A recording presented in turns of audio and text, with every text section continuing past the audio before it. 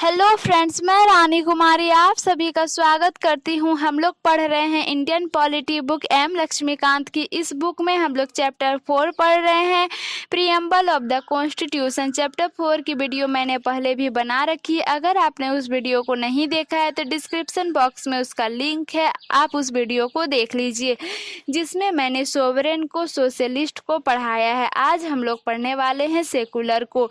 लेकिन फ्रेंड्स, उससे पहले अगर आपने मेरे चैनल को लाइक, शेयर और सब्सक्राइब नहीं किया है तो प्लीज़ मेरे चैनल को लाइक, शेयर और सब्सक्राइब जरूर कर दे।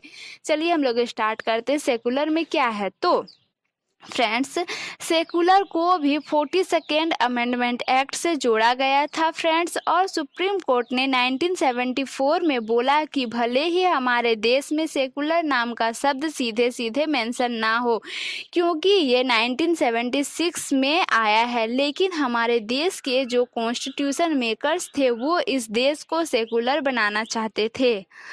और ये आपको दिखेगा राइट टू रिलीजियस फ्रीडम, जो आर्टिकल 25 से 28 है। फिर किसी एक पार्टिकुलर रिलीजन को हमारे स्टेट का रिलीजियस नहीं बनाया गया है। सेकुलर स्टेट बोलता है कि कोई एक रिलीजन इम्पॉर्टेंट नहीं है, हम रिलीजन के मामले में न्यूट्रल हैं। इंडिया का सेकुलरिज्म बोलता है कि हम सारे रिलीजियस को बराबर का हक देते हैं, हमारी नज़रों में सारे रिलीजियंस बराबर हैं, और हम अगर किसी की बेनिफिट देंगे तो इक्विटेबल तरीके से बेनिफिट देंगे, और हम इस बात का भी ध्यान रखेंगे कि कोई एक रिलीजियन दूसरे रिलीजियन को परेशान ना करे। हमारे देश में हमारे देश के संविधान में साफ साफ लिखा हुआ है कि रिलीजियस चीज़ों को बढ़ावा देने के लिए आप किसी से टैक्स नहीं ले सकते हैं। जो इंडियन कॉन्स्टिट्यूशन है ना, उसमें जो सेकुलरिज्म है ना, secularism is our positive concept of secularism, यानी कि हम सारे रिलीजियस को इक्विटेबल बेनिफिट देंगे, और अगर कोई एक रिलीजियस दूसरे रिलीजियस के इंसान को परेशान कर रहा है तो जनरली तो उस एक्टिविटी को हम रोकेंगे। ये बोला गया है आर्टिकल 25 से 28 में, सीधे सीधे ये बात लिखी गई है। फिर हम लोग देख लेते हैं डेमोक्रेटिक। डेमोक्रेटिक में है क्या कि फ्रेंड्स, डेमोक्रेटिक हमारे प्रीएम्बल में डेमोक्रेटिक शब्द का जिक्र है। डेमोक्रेसी फ्रेंड्स दो तरीके की होती है, एक होती है डायरेक्ट डेमोक्रेसी, एक होती है इनडायरेक्ट डेमोक्रेसी। डायरेक्ट डेमोक्रेसी में बहुत से तरीके हैं। फॉर एग्जाम्पल, एक तरीका है रेफरेंडम, एक है इनिशिएटिव, एक है रिकॉल, एक है प्लेबिसाइड। तो प्लेबिसाइड में क्या होता है फ्रेंड्स, तो प्लेबिसाइड में मान लीजिए किसी एक जगह पे लोगों को चुनना हो कि वो कहाँ रहना चाहते हैं। ज़्यादातर बाउंड्री डिस्प्यूट को सॉल्व करने के लिए प्लेबिसाइड का इस्तेमाल किया जाता है। प्लेबिसाइड बेसिकली होता ये है कि मान लीजिए किसी एक जगह पे वोटिंग कराई जाएगी, और उस वोटिंग में वहाँ के लोग बोल देते हैं कि हम इस साइड पे रहना चाहते हैं, तो वो चीज़ मान ली जाएगी, तो इसको डायरेक्ट डेमोक्रेसी कहा जाता है। फिर रेफरेंडम, रेफरेंडम में मान लीजिए कोई एक पॉलिटिकल डिसीजन लेना है, तो उस पॉलिटिकल डिसीजन को लेने के लिए उसे लोगों के सामने रख दिया जाएगा, और लोगों से बोला जाएगा कि आप इस पे वोट करिए, और आपकी वोट के हिसाब से हम डिसाइड करेंगे कि पॉलिटिकल डिसीजन लेना है कि नहीं लेना है। तो रेफरेंडम एक ऐसा प्रोसीड्यूर है जहाँ पे पर्पस लेजिस्लेशन को लोगों के डायरेक्ट वोट के थ्रू साइन किया जाता है, लाया जाता है। फिर इनिशिएटिव क्या होता है, तो इनिशिएटिव में लोग खुद सरकार को यह रिक्वेस्ट कर सकते हैं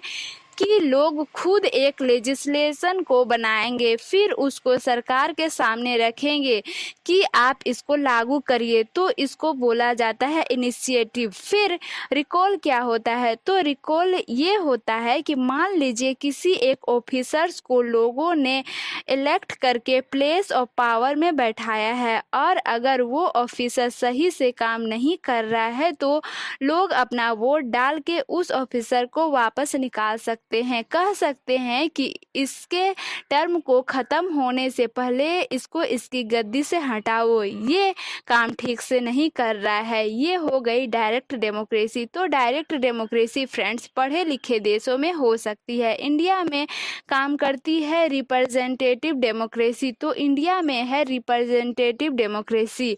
और ये जो इनडायरेक्ट डेमोक्रेसी जो होती है ना, ये होगी दो तरीके की। इनडायरेक्ट डेमोक्रेसी में पार्लियामेंट्री डेमोक्रेसी हो सकती है, प्रेसिडेंशियल डेमोक्रेसी होती है।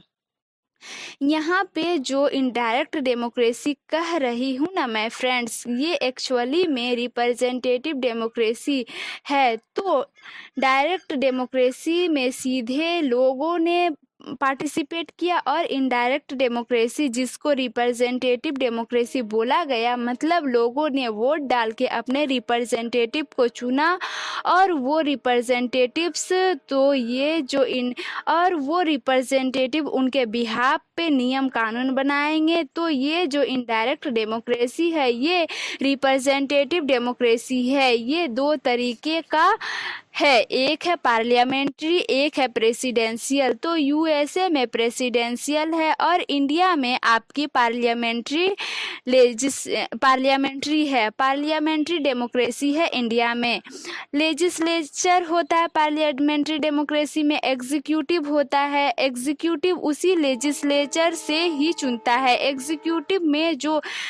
एग्जीक्यूटिव ने जो डिसीजन लेगा उसके लिए वो लेजिस्लेचर को रिस्पॉन्सिबल रहेगा। तो बहुत सी और चीज़ें होती है डेमोक्रेसीज में कि यूनिवर्सल एडल्ट फ्रेंचाइज होगी, हर कोई वोट डाल सकता है, समय समय पे इलेक्शन होंगे, जुडिशरी की इंडिपेंडेंस होगी। जैसे कि हमारे यहाँ पे लेजिस्लेचर भी है, एग्जीक्यूटिव भी है, जुडिशरी भी है, किसी तरीके का कोई डिस्क्रिमिनेशन नहीं होगा। डेमोक्रेसी को प्रॉपर तरीके से माना जाएगा। जैसे हमारे प्रियम्बल में डेमोक्रेटिक शब्द लिखा हुआ है, और हमारे प्रियम्बल में जो डेमोक्रेटिक शब्द है उसमें पॉलिटिकल डेमोक्रेसी भी है, इकोनॉमिक डेमोक्रेसी भी है, सोशल डेमोक्रेसी भी है। तो पॉलिटिकल डेमोक्रेसी तो पूरी तरीके से फॉलो हो रही है, पर इकोनॉमिक डेमोक्रेसी की हालत हमारे देश में थोड़ी खराब है।